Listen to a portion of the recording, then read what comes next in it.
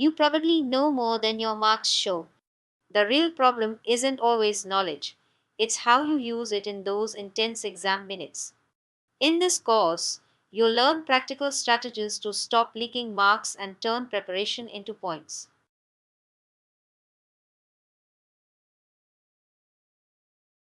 If you're here, you likely study a lot more than your marks suggest.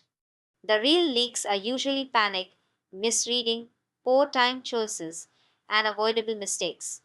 This course focuses on plugging those leaks so the knowledge you already have finally shows up on your answer sheet.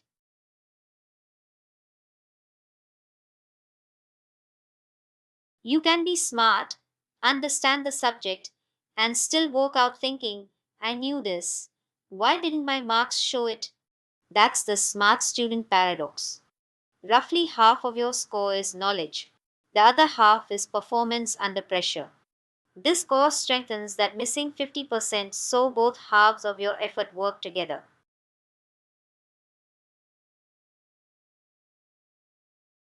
Think of the night before as protecting your brain, not stuffing it. Your memory actually strengthens during sleep, so light review plus a full night's rest beats late night cramming almost every time. Next, remove avoidable stress. Pack your exam kit now. Admit card, working pens plus a backup, watch, water bottle, and anything else required by your exam rules. Put it all in one visible place. Then set a clear boundary. After dinner, no new topics. Only quick revision, relaxation, and getting to bed on time.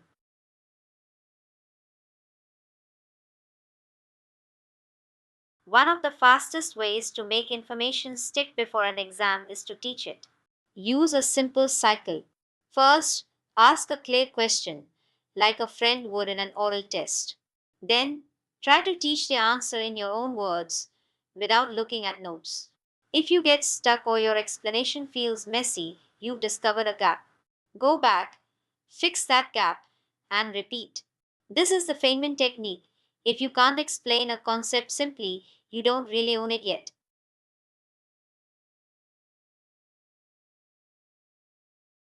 On exam morning, build a bubble of calm around yourself. First, fuel. Eat slow release foods like oats, eggs, or roti with vegetables, and avoid big sugar spikes that will crash halfway through the paper. Second, shield. Stay away from energy vampires who panic, quiz you non-stop, or dump their stress on you. Third, mindset. Repeat to yourself, I know enough to manage. You're not chasing perfect. You're aiming to perform with what you have.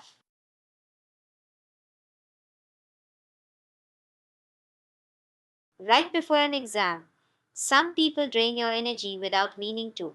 They complain, ask panic questions, or brag about how much they studied. Your job is to protect your mental battery. Step away politely, find a quiet spot, and if you can, use headphones as a clear, do not disturb signal. While you do that, repeat a calm mantra to yourself. I know enough to get to an adequate level. I am ready. You're choosing focus over drama.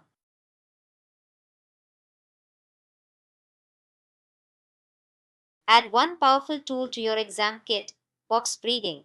Use it anytime you feel jittery, your heart racing, or your mind going blank. Here's how it works.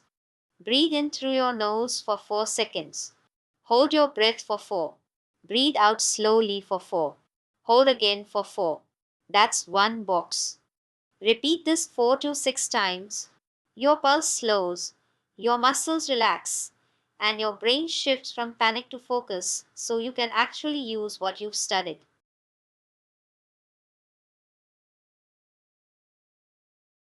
The first rule of a smart exam opening is simple: read, don't write. As soon as you get the paper, force yourself to pause. Before answering anything, quickly scan the whole exam. Count the pages so you don't miss the last one. Notice the total marks so you know how big this paper really is. Then find which sections are compulsory and which give you choices. Only after this mini inspection is complete are you allowed to start writing.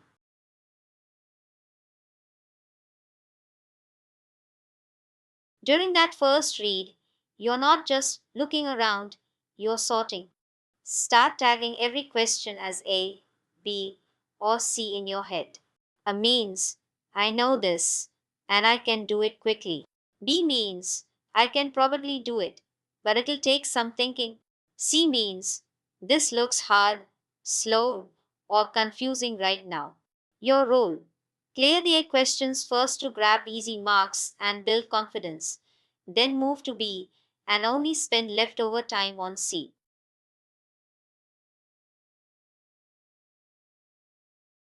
Every question has a price tag in minutes. If your exam gives you about 1.5 minutes per mark, a 2 mark question deserves roughly 3 minutes, not 15. When you go way over that, even if you eventually solve it, you've probably sacrificed several easier marks elsewhere.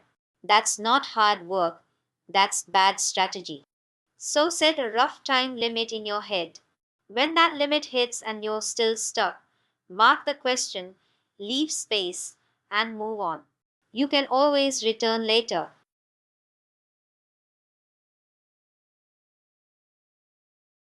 One of the sneakiest ways to lose marks is misunderstanding choice instructions.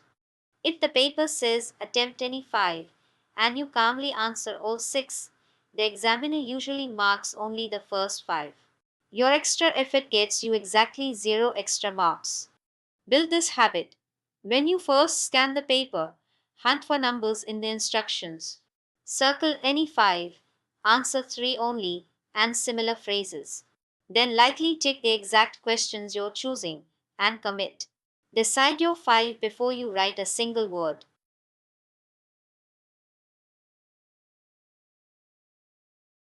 Microchecks are tiny actions that protect you from losing silly marks.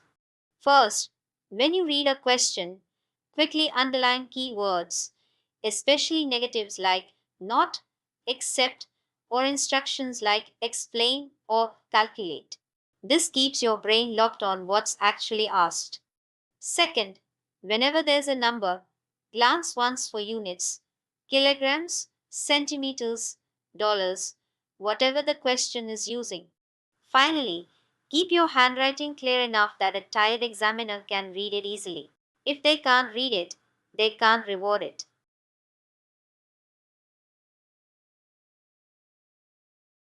When you get stuck, your goal is not to magically know the answer. Your goal is to reboot your brain. Staring at the paper traps you in a panic loop. Break the loop physically. Lift your eyes from the page, relax your shoulders, take a slow breath, maybe a sip of water. Then make a clean decision. Mark the question, move on to the next.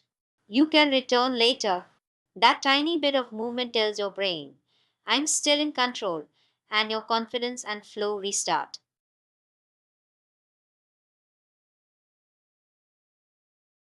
Two students can know the same amount of physics, but the one who gets more marks is usually the one who makes life easy for the examiner. Messy, wandering answers force the examiner to hunt for the point. They'll skim, grab what they can, and move on. That quietly caps your score. Clear structure does the opposite. Short, numbered points, key terms underlined, final values clearly stated. You're basically saying, here are the marks. Take them. Remember, examiners are human. Structure is your silent advantage.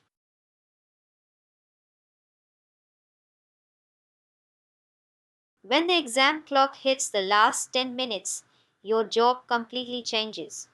Unless there's a guaranteed 1 minute answer, stop starting new questions. Switch your brain from creator to editor. Quickly scan every page. Are any questions or subparts still blank? Any MCQ circles not filled? Then hunt for tiny, fast fixes. Add missing units, box final answers, label diagrams, finish half written sentences. These small repairs often give you more marks than a rushed new answer ever will.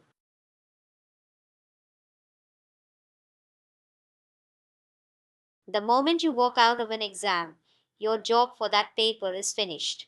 Treat it like a closed tab in your brain. That means no answer discussions.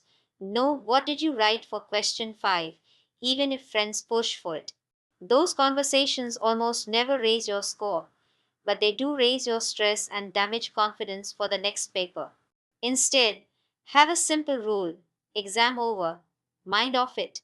Shift your attention to food, rest, and preparing calmly for the next challenge.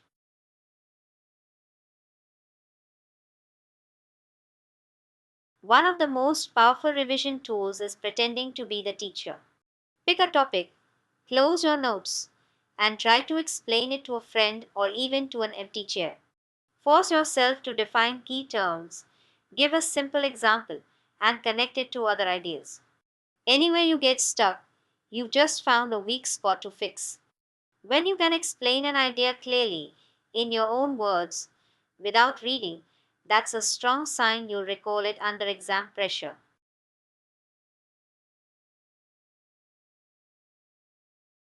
Both students know their subjects well, but their exam outcomes are completely different. The first student dives in without a plan, attacks the hardest questions, and only notices the clock when panic has already set in. They rush, make sloppy mistakes, and leak marks they actually deserved. The second student starts with a simple flight plan. They secure easy marks first, watch their time, and switch questions before getting stuck too long. Same knowledge, but strategy turns that knowledge into a calm performance and a higher score.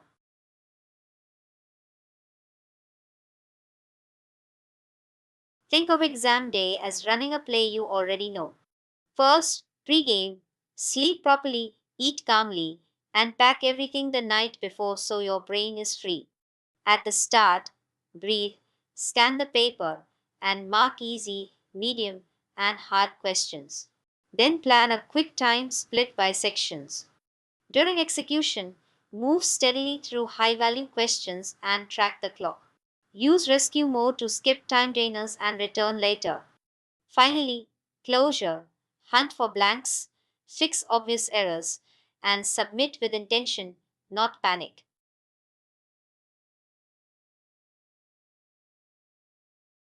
Think of your whole exam as running the SCORE system. First, stand, get the big picture before writing anything, so you avoid diving into a trap question. Second, calculate, quickly decide time per section and set simple micro deadlines. Third, optimize, start with your A questions to secure fast, confident marks and build momentum. Fourth, reduce, actively prevent mistakes by underlining keywords and watching your usual error triggers. Finally, execute. In the last 10 minutes, switch to rescue mode, finishing partial answers and hunting for easy extra marks.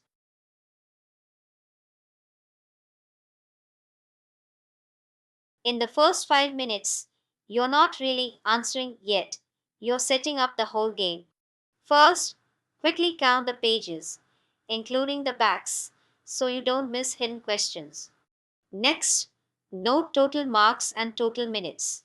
From that, you later estimate time per mark. Then, spot all compulsory sections and answer any 3 of 5 type choices. Finally, skim enough to feel difficulty. Roughly where are your easy, medium, and scary zones? That snapshot guides your whole plan.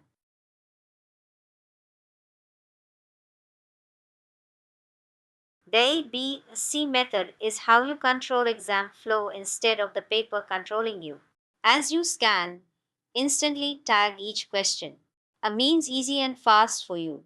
These are your warm up and confidence builders. Do them first. B means medium or methodical. You can do them, but they need steady, careful work, so handle them second. C means hard or risky. They're slow, confusing, or low marks per minute. Do them last, only after you've locked in all the A and B marks.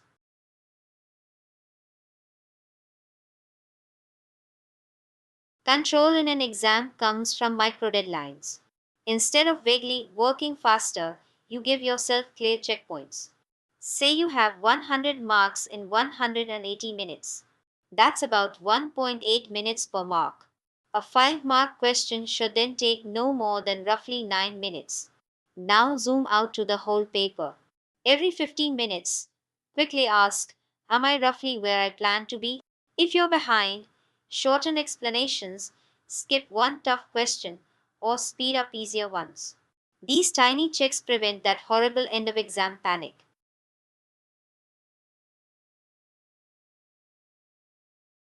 When your mind suddenly goes blank, don't fight the panic, reset it. First, use square breathing. Inhale for 4 seconds, hold for 4, exhale for 4, hold for 4. Trace a mental square as you breathe. Do 3 to 5 rounds. This tells your body you're safe and clears the fog. Then ground yourself with 5, 4, 3, 2, 1. Notice 5 things you can see, 4 you can feel, 3 you can hear, 2 you can smell, 1 you can taste. Now return to the question calmly.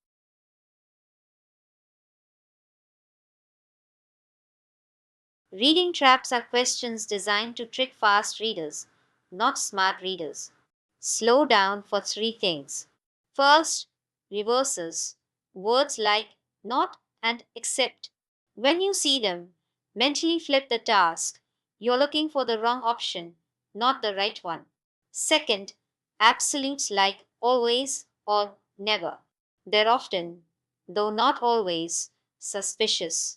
Third, constraints, word limits, units, or conditions like choose to. Underline these, then quickly recheck the question before locking in your answer.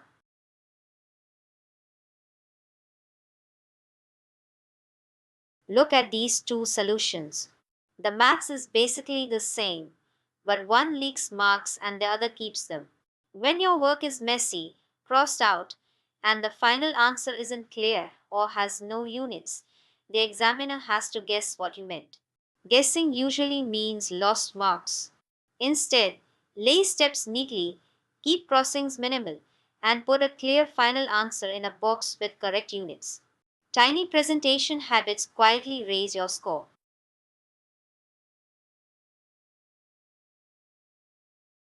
When the clock hits the last 10 minutes, you shift into rescue mode. First rule, stop starting new long answers or essays. You're not creating, you're harvesting marks. Quickly scan for any blank bubbles or unanswered subparts and fill something reasonable. Then confirm your roll number or ID is correct and readable.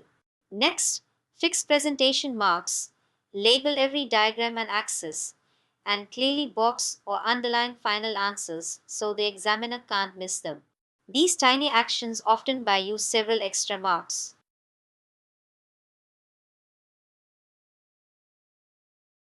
Right after an exam, your brain desperately wants to replay every question, compare answers, and guess your score.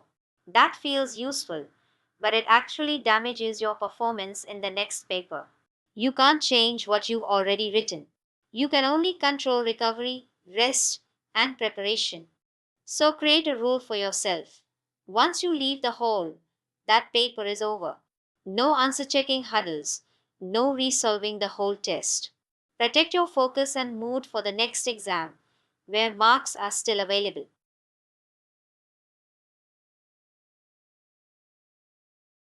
After any big exam or intense study block, give yourself a 30-minute decompression window. First, hydrate and eat something small. Your brain just ran a marathon. It needs fuel and water to recover. Next, disconnect from screens and exam talk. No checking answers with friends. No scrolling. Let your mind stop replaying every question. Finally, reset your body. Slow breathing, short walk, stretch, or even a quick nap. This short routine protects your energy so you can come back strong for the next exam.